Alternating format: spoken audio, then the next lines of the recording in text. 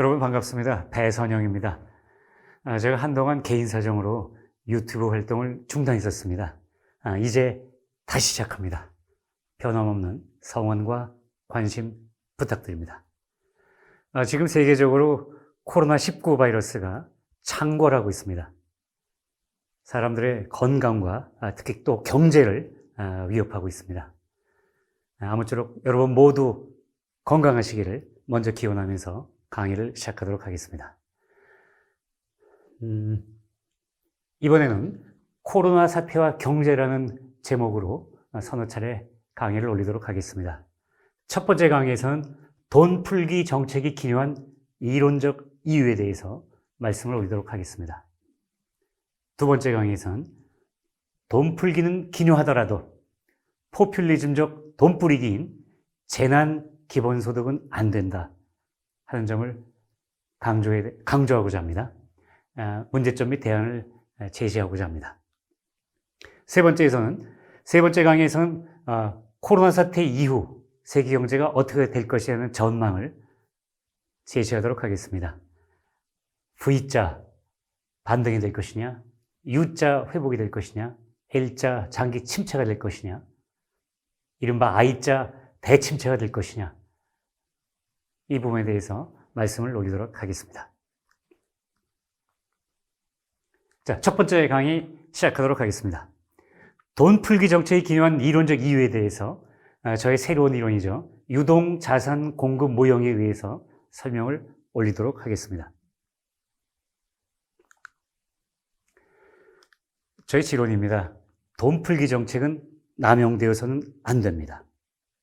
그러나 이번에 코로나 사태 때처럼 실물 경제와 금융시장이 동시에 심각하게 위축되고 또 경색되어가는 상황에서는 중앙은행과 정부의 돈 풀기 정책이 기묘합니다. 그 이론적 근거를 제시하고자 합니다. 좀 복잡하긴 하지만 유동자산 총액이 결정되는 메커니즘을 먼저 설명을 드려야 되겠네요. 유동자산 총액이라고 하는 것은요, 여기 써 있는 대로 비은행 민간이 보유하고 있는 현금 통화, 요구불예금, 저축성예금, 각종 채권의 총액입니다. 비은행 민간은 영어로는 non-bank public이라고 합니다. non-bank public. 전체 경제 주체들 중에서 정부하고 중앙은행을 뺀 부분을 민간이라고 합니다. 그 민간 중에서 은행 부문, 예금은행들이죠. 그런 은행 부문을 뺀 나머지를 비은행 민간이라고 합니다. 다시 말하면 가계, 그 다음에 여러 비은행 기업들. 말하자면 일반 경제 주체들이 비은행 민간인 겁니다. 이런 비은행 민간이 보유하고 있는 이러이러한 유동자산들의 총액이 유동자산 총액입니다. 아주 중요한 개념입니다. 그 유동자산 총액에 대해서 제가 먼저 그림으로 조금 자세하게 설명을 올리도록 하겠습니다. 자, 유동자산 총액이 한 시점에 있어서 비예금 민간, 일반 경제주체들이 보유하고 있는 여러 유동자산의 총액입니다. 여러 유동자산의 총액인데요. 이만큼이 이제 그 유동자산 총액이라고 치면요. 이게 이제 유동자산 총액입니다.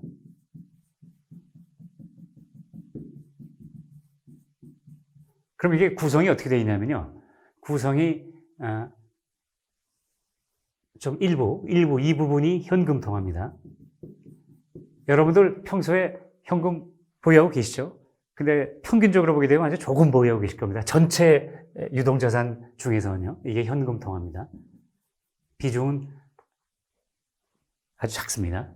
그 다음에 현금 통화보다는 좀 더 많은 비중을 차지하고 있는 게 요구불예금입니다. 요구불예금.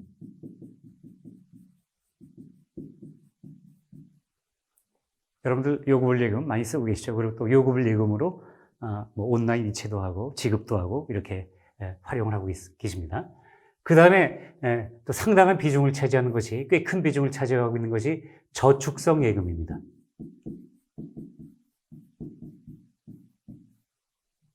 그 다음에 또 저축성 예금 못지않게 큰 비중을 차지하고 있는 것들이 국채니 회사채 같은 각종 채권입니다. 각종 채권. 이 총액을 합친 것이 유동자산 총액입니다. 기존 경제학에서는 이제 요만큼, 이만큼, 요 현금 통화 더하기 요구불리금 이 부분이 그 M1이라고 통화량이죠. 통화량으로 부르고요. 여기에 저축성액까지 포함한 것을 우리가 M2라고 부르면서 총 통화량이라고 합니다. 총 통화량. 저는 이만큼이 아니고 이 전체를 논하려고 하는 겁니다. 그러면 이 개념이 왜 중요한지에 대해서 설명드리겠습니다. 자, 현금 통화 부분은 비중이 작으니까 전체 요구불리금 중에 대종은 뭐죠? 대종은 예금입니다. 예금과 채권입니다.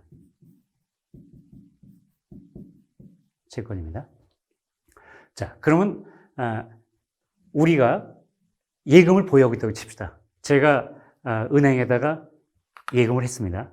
돈을 맡겼습니다. 그러면 은행은 제가 맡긴 예금 가지고 어떻게 할까요? 그냥 그대로 금고 속에 두고 있을까요? 아니죠. 지급준비금 조금을 남겨놓고 대부분을 대출을 해줍니다. 그러면 저의 건너편 쪽에는 누가 있죠? 은행을 지나가지고 저 건너편 쪽에는 은행으로부터 대출받은 채무자가 존재합니다. 그렇죠? 예. 다음, 제가 채권을 보유하고 있다고 칩시다. 지금 제가 회사채를, 이를테면 삼성전자가 발행한 회사채를 제가 가지고 있다고 칩시다. 그럼 저의 건너편에 누가 있죠? 회사채를 발행한 삼성전자가 있습니다. 회사채를 발행해서 자금을 조달한 다음에 나중에 만기가 되면은 저한테 돈을 갚을 이런 삼성전자가 있는 겁니다. 그러면 자, 보십시다. 여기에 예금 보유자가 있습니다. 예금 보유자가 있으면 은행을 매기로 해서 그 건너편 쪽에는 대출받은 채무자가 있죠. 다음, 이쪽에 채권 보유자가 있다고 치면 건너편 쪽에 누가 있죠? 예를 들어서 회사채를 발행했다고 그러면 채권을 발행한 기업들, 회사 같은 또 채무자가 있습니다. 자, 그럼 여기서 그 예금과 채권의 양이 크다, 유동자산 총액이 많다, 이런 경우에는 어떻습니까? 그 건너편 쪽에도 대응해서 채무자가 많은 겁니다. 그러면 유동자산 총액이 많아졌다는 얘기는 채무자들도 많아졌다는 얘기입니다. 그러면 유동자산 총액이 많다는 얘기는 결국 그 경제에 누군가는 채무를 부담하고 있는 겁니다.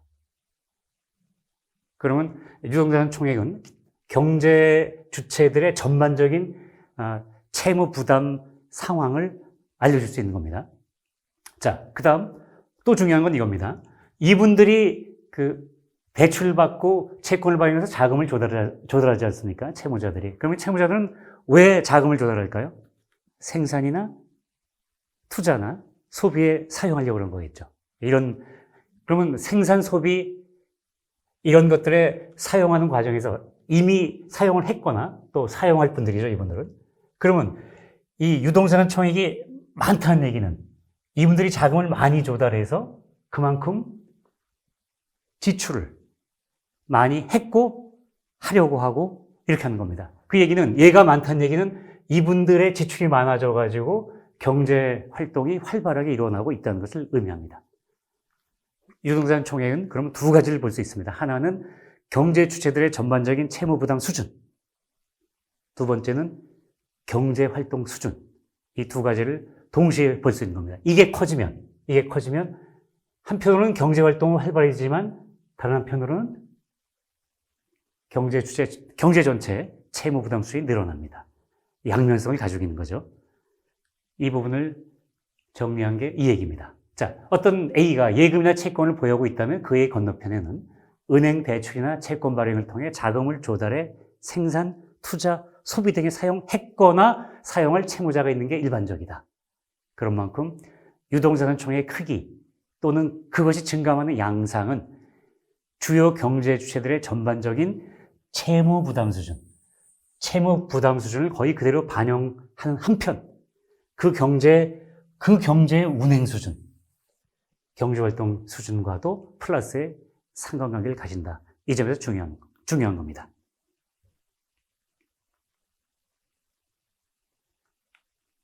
네, 기존 경제학자들은 이쪽만 보고 있습니다. 이쪽만. M1, M2 하면서 채권도 안 보고 이쪽만 보면서 뭐 통화량이 이렇다 저렇다고 통화량이 많아지면 사람들이 그 돈을 더 많이 쓰려고 한다 이렇게 설명하고 있는데요. 그거 상당히 잘못된 설명입니다. 아주 일부만 바라보는 제한된 견해에 불과한 겁니다.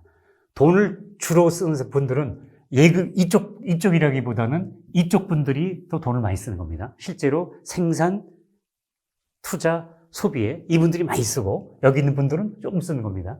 네, 이렇게 이해하시면 됩니다. 자, 이제 본호화폐에 대해서 설명드리도록 하겠습니다.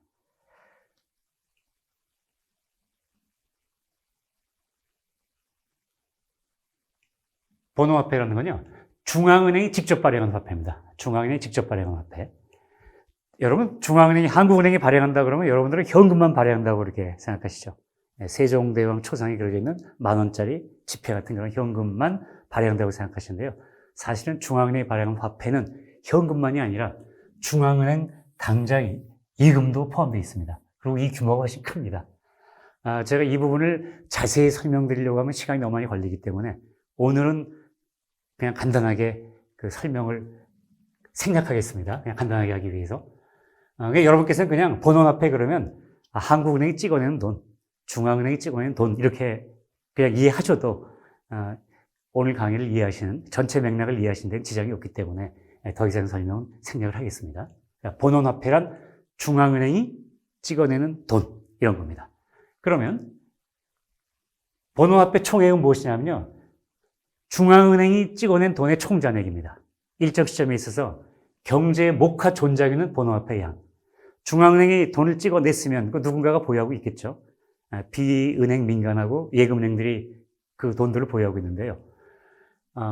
여러분들은 중앙은행이 찍어낸 돈의 총잔액이 본호화폐 총액이다. 본호화폐는 중앙은행이 찍어낸 돈입니다. 그 총액이니까 중앙은행이 찍어낸 돈의 총잔액이 본호화폐 총액이구나. 이렇게 이해하시면 됩니다. 이해되시죠? 다음. 본호화폐 소요 총액입니다, 이제. 자, 본호화폐는 중앙은행이 찍어낸 돈이고요. 그것을 뭔가 필요로 한다. 이런 그 개념이죠.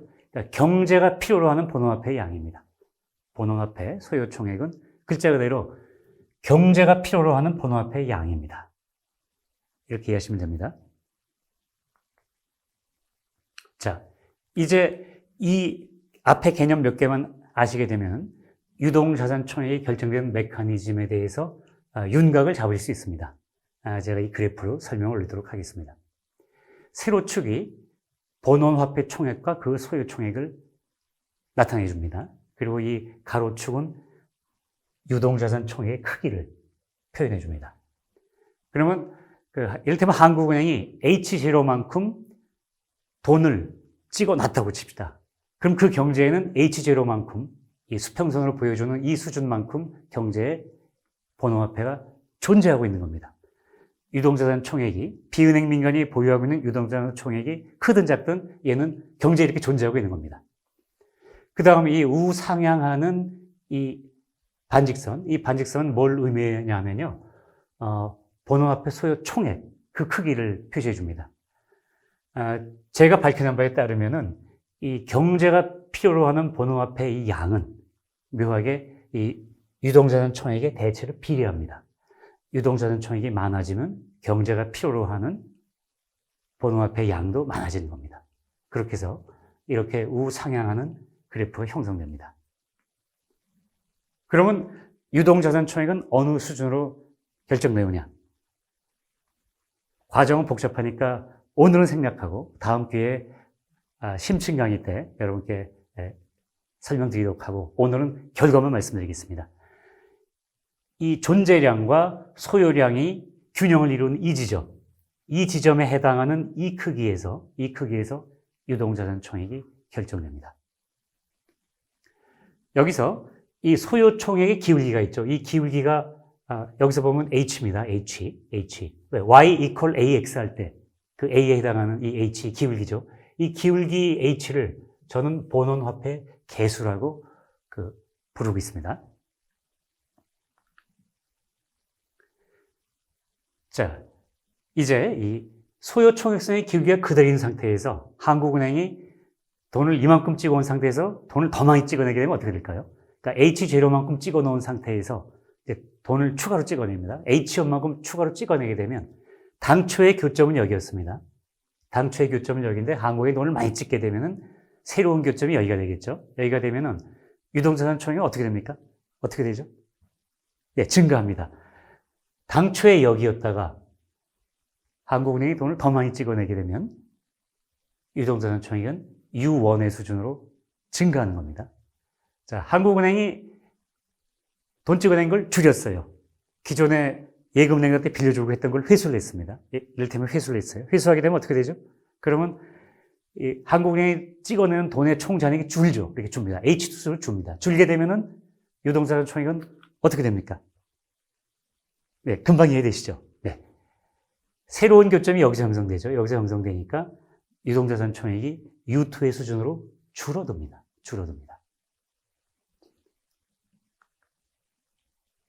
자, 이번에는 한국은행이 찍어낸 돈의 양은 그대로인 상태에서 이 기울기가 변하는 경우를 여러분께 설명드리도록 하겠습니다. 이 번호화폐 소요 총액선, 이 기울기가 고정되어 있으면 좋은데 고정되어 있지 않습니다. 이 기울기는 올라갈 수도 있고 내려갈 수도 있습니다. 기울기가 올라갈 때는 이 선이 좌회전하는 거고요. 기울기가 내려가면, 작아지면 이 선은 우회전하는 거죠. 이게 오른쪽으로 우회전할 때는, 자, 처음에 이 수준에 있다가 오른쪽으로 우회전하게 되면 새로운 균형점이 1로 바뀌게 되죠. 그러면 얘가 기울기가 낮아지면, 우회전하면 유동자산 총액은 어떻게 됩니까? 그래프를 보십시오. 예. 네, 당연히 증가하죠. 그 다음에 얘가 좌회전하면, 이 기울기가 상승해가지고 좌회전하면 유동자산 총액은 어떻게 됩니까? 네, 감소합니다. 그러니까 얘가 기울기가 낮아지면 유동자산 총액이 많아지면서 경제가 더 활발하게 움직여집니다. 대신에 채무는 어떻게 되죠? 경제 주체들의 채무 부담 수준은 올라갑니다. 그리고 이럴 경우에는 반대가 되는 겁니다.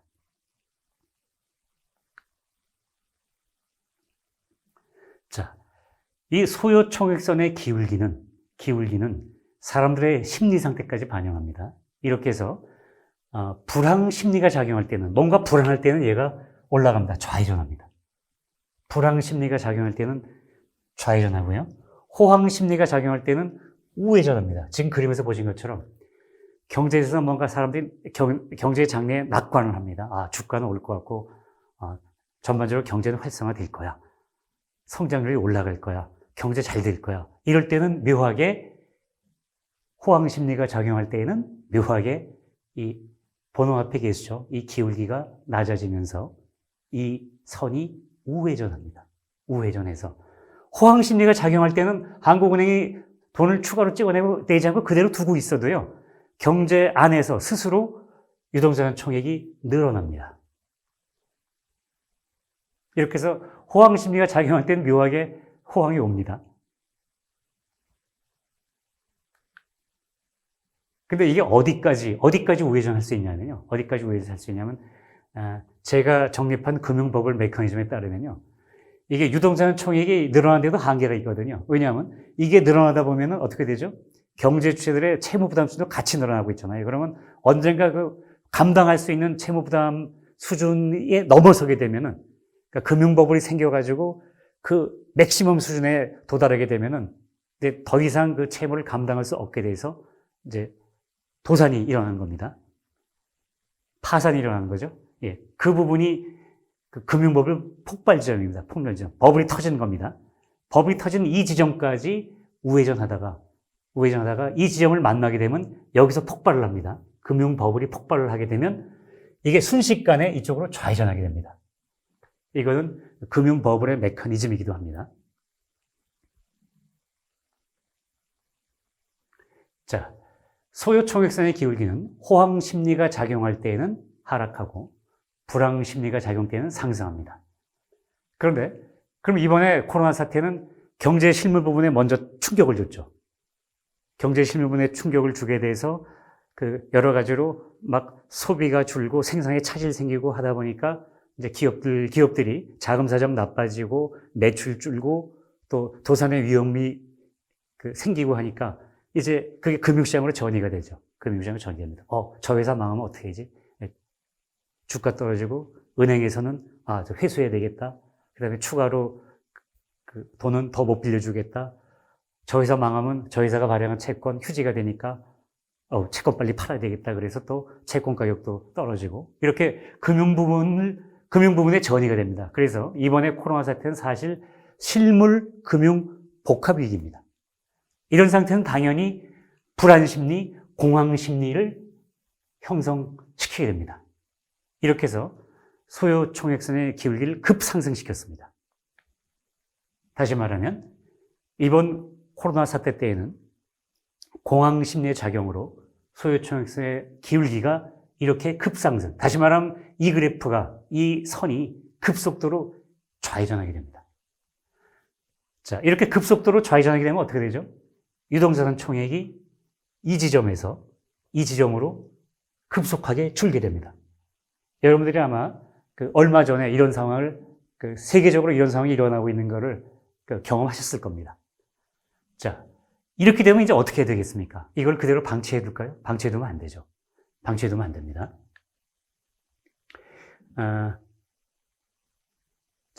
이렇게 소요총액선의 기울기가 급상승하는 국면에서 이를 방치하면 유동자산 총액 급감으로 진짜 공황 심리 때문에 이게 급상승하다 보면 유동자산 총액 급감해서 진짜로 공황이 옵니다. 이러면 어떻게 하면 될까요? 여러분들이 조금 전에 제 강의를 들으신 분들은 금방 답을 찾을 수 있을 겁니다. 그렇게 어렵지 않네. 얘가 이렇게 좌회전하면은, 그러면 중앙은행, 한국은행이 어떻게 하면 되겠습니까? 돈을 많이 찍어가지고서 얘를 예컨대 이런 식으로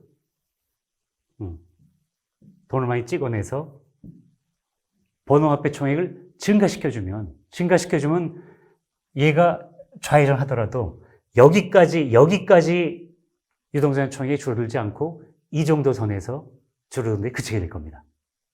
그러면 한국은행이, 중앙은행이 돈 빨리 찍어내야 됩니다. 네. 그 다음에 또 하나 방법이 있죠. 중앙에 돈 찍어내는 것도 그 방법 중에 하나입니다. 또 다른 방법이 있습니다. 중앙에 돈 찍어내는 거 이외에 또 다른 방법은 뭐냐면, 얘가 불안 심리 때문에 이렇게 급속 좌회전하고 있다면, 불안 심리를 잠재우면, 쉽게 말하면 경제 주체들을 안심시키면 어떻게 될까요? 얘가 이렇게 급속도로 좌회전하다가, 괜찮네. 그러고서 이게 다시 좌회전하는 걸 멈추고 서서히 원상태로 우회전한 방향으로 움직여주면 되는 거거든요. 그러니까 다시 말하면 얘가 급속 좌회전하는 것을 막아주면 됩니다. 이 막아주는 방법은 정부가 재정 지원을 하고 또 금융기관들을 활용해서, 그러니까 정책금융자금을 활용하고 또 은행들의 협조를 얻어가지고 구제금융이 원활하게 지원될 수 있도록 이렇게 조치를 해주게 되면 얘가 이렇게 급속도로 좌회전하다가 일단 멈춘 다음에 서서히 오른쪽으로 다시 회복되려고 할 겁니다. 대책이 이겁니다. 이 얘기입니다. 공황 방지를 위해서는 본원화폐 총액을 대폭 증가시키는 것. 무슨 이야기죠? 중앙은행이 돈을 대량으로 찍어내야 됩니다. 한국은행이 돈을 많이 공급하는 것, 돈을 많이 푸는 것과 한국은행이 돈을 푸는 것과 재정 및 금융지원자금 등이 신속히 투입되도록 하는 것, 이게 중요합니다. 이해하시죠? 다시 말하면 돈 풀기가 중요한 겁니다. 이런 조치들이 시행되면 또 중요한 건요, 그 기대감만으로도 사실 이런 조치가 시행되고 경제 주체들이 저 조치가 실효성 있게 집행될 거다라는 그런 기대를 하게 되면 그 기대를 주는 것만으로도 우선 유동자산총액이 감소를 멈춥니다. 자, 한국은행이 돈을 찍어내면서 유동자산총액이 감소를 멈추고 또 그 경제가 안정될 수 있구나라는 그런 기대감을 주는 것으로 그 소요총액선 좌회전하는 게 감속되다가 멈추고 다시 오른쪽으로 이동하기 시작하게 되면 그렇게 되면 이렇게 되는 거죠. 민간 부문의 심리가 안정되면서 이 소요총액선의 기울기도 종전수를 향해 하락한다. 이렇게 되는 겁니다. 이렇게 됩니다. 자, 그림으로 한번 설명을 드리겠습니다. 바로 이겁니다. 처음에 본화폐 총액이 이만큼이었고요. 그 다음에 이런 수준이었습니다. 그러다가 공황 심리로 얘가 좌회전합니다. 급속도로 좌회전하고 있을 때 중앙은행이 본화폐 공급을 증가시켜가지고 얘를 이런 수준으로 올려놓습니다. 그 다음에 정부가 재정금융지원책을 빨리 만들어갖고 얘를 안심시키게 되면, 경제 주체들의 심리를 안정시키게 되면 얘가 일로 가다가 멈추고 서서히 이쪽으로 다시 원래 수준을 향해서 우회전하게 됩니다. 그렇게 하게 되면 어떻게 되죠? 그렇게 하게 되면은 처음에 여기 있던 것이 그대로 두면은 여기까지 줄 뻔했는데 막 이렇게 줄기 전에 안정화가 되면서 이제 서서히 이제 다시 이쪽으로 오게 돼서 새로운 균형점이 여기 형성되면서 경제가 일단 숨은 돌릴 수 있게 되는 겁니다.